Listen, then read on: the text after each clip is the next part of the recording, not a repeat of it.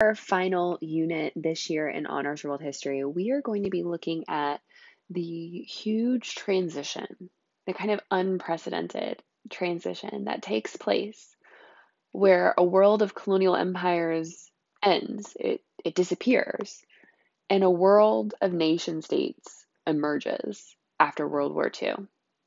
So during the 50s and 60s, colonies in Asia and Africa begin breaking away from their European colonial powers like France, Britain, or Portugal. It is one of the most important and dramatic developments in world history, in which in 2, 3 decades, dozens of new states emerge, empires and the European world order collapse, and it is dominated and kind of overshadowed by our last unit, the Cold War. The period that I'm talking about is decolonization, right? The period of taking colonial empires and undoing them. Some of this process occurs peacefully and is negotiated. Some of this process occurs with mass violence. So it kind of runs the gamut of peace to violence. So technically, this is the third phase of the end of European dominance and kind of the end of empire in history.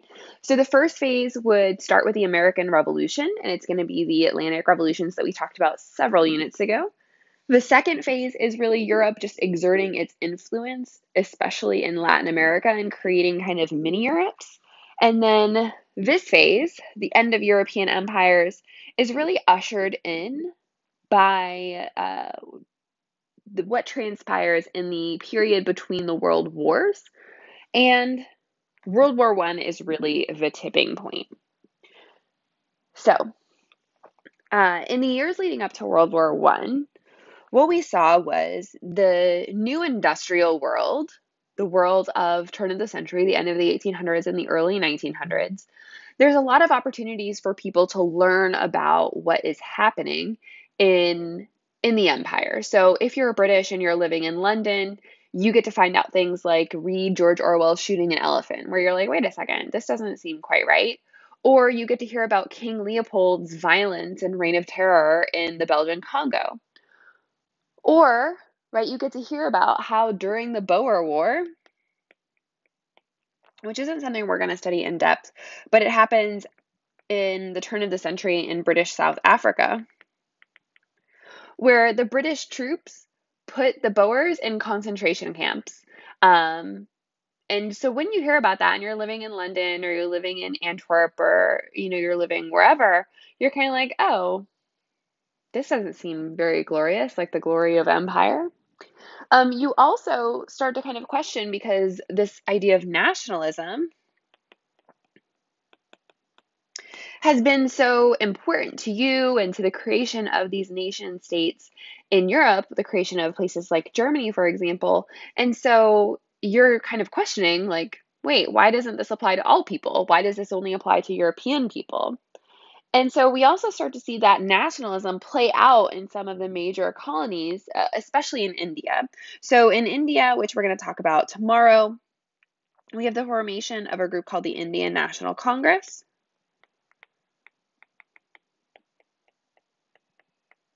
In 1885, and then its kind of corresponding group, the All India Muslim League.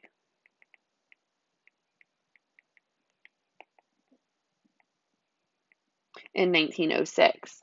So we start to see that in those nationalist movements like that start to take on more and more independent control. These groups are further encouraged by the Japanese victory over the Russians in the Russo-Japanese War.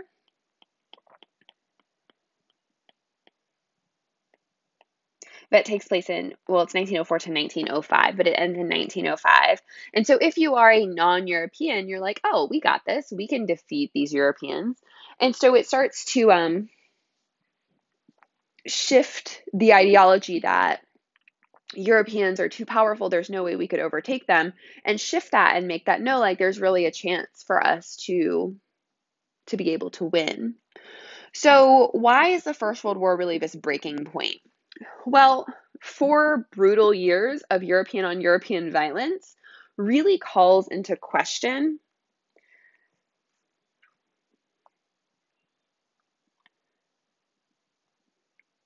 it really calls into question, for crying out loud, the civilizing mission.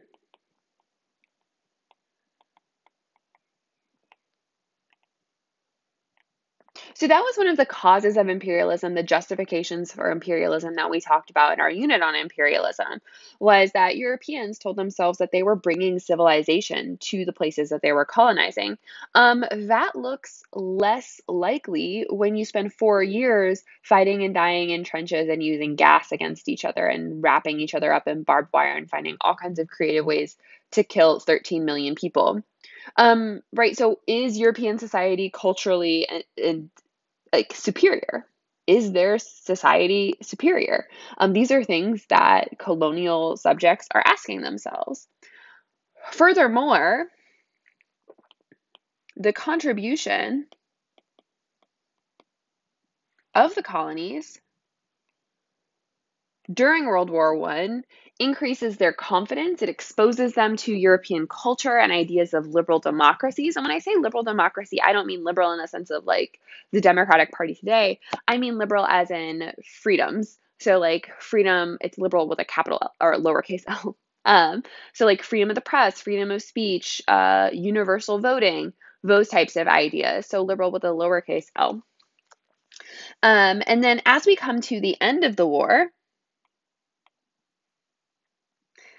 we start to see things like the Russian Revolution, the overthrowing of this monarchy. And Lenin, in one of his major speeches, he talks about the right of people to have self-determination, which is the ability for them to determine for themselves what type of government they will have. And this statement, interestingly enough, is echoed by Woodrow Wilson in his 14 points.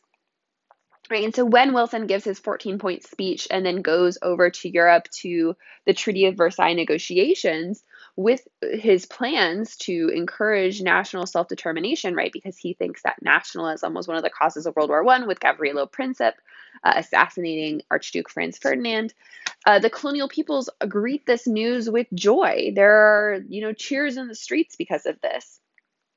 And even the League of Nations, as it is adopted after the end of World War I, it adopts this idea. It's Article 22, in which the it's supposed to support gradual independence for these places. And that's part of how, when Britain and France take over Germany and the Ottoman Empire, the Central Powers colonies, and they're supposed to make them these mandate states in which they guide them towards independence, really what they're doing is just expanding their territorial colonial empires, right? It's kind of a big lie. So the Europeans say these things about national self-determination, but then at the same time, they're just expanding their empires. And it's because of this that nationalist leaders start to kind of perk up all of their nationalist movements. So guys like Gandhi in India really start to drive hard towards independence. Guys like Ho Chi Minh, who we talked about in Vietnam, he starts to really push for these independence movements in the years in between the war because of the hypocrisy between what Europe preached and what Europe is doing. Then we get to World War II. So World War II as the nail in the coffin for our colonial empires. So World War II, what we'll do is we'll really just, can I not add a slide? Seems silly. It's like I said, it's the nail in the coffin. And the upheavals of World War II shake the entire concept of overseas colonies. First off, it takes about 5 months for Japan to essentially dismantle European empires in the Pacific. So from December of 1941 to April of 1942, Japan takes the American Empire in the Pacific. So they take the Philippines, they take most of the British Empire in the Pacific, they take Burma and Singapore and Hong Kong and all of these places. They take the Dutch Indonesia, they take French Indochina like Vietnam and Cambodia and Laos. And so the fact that the Japanese just roll through these Pacific empires makes all of these people who are living as colonial subjects in the Pacific be like, wait a second, why are we your colonies again? And so, because the Pacific is completely dismantled and taken over by the Japanese, there's this huge shift from emphasis on Pacific colonies to the emphasis being placed on African colonies in terms of raw material support for the war. And so, in turn, and also India, which is still protected from the Japanese. In turn, hundreds of thousands of Africans and Indians served the Allied cause during the war. So, on an even greater scale than during World War I, we see Africans and Indians involved in World War II. This kind of hope that this generates that their efforts will eventually be repaid with independence is further supported by what FDR, President Roosevelt, and Winston Churchill develop in the course of World War II, which is called the Atlantic Charter. Um, it's much more Roosevelt's idea than it is Churchill's idea. Churchill is an imperialist through and through. Every time FDR tries to bring up independence after the war as part of the United States is part of the conversation around us entering the war before Pearl Harbor, Churchill is like, not a chance. I am not even going to talk to you about independence for India. So this is much more FDR than Churchill. But in the Atlantic Charter, which is kind of this vision for a post-Nazi world, one of the main principles laid out is, again, national self-determination. So, this right further encourages these colonial peoples to continue to fight against the Nazis and the Japanese, and lesser so the Italians. Of course, the very nature of World War II also calls colonialism into question. So this is how World War II is being painted, right? It's being painted as democracies, the British, the French, and the Americans, against dictatorships. So places where people get to vote against places where people don't. So if you're living in Ghana or Nigeria, you're like, I don't get to vote. What's happening here? I live in a dictatorship, right? They have no representation. So that is strange, right? And so it kind of undermines the idea of empire even more. So after World War II is over, again, we've gone through this massive upheaval, massive amounts of destruction.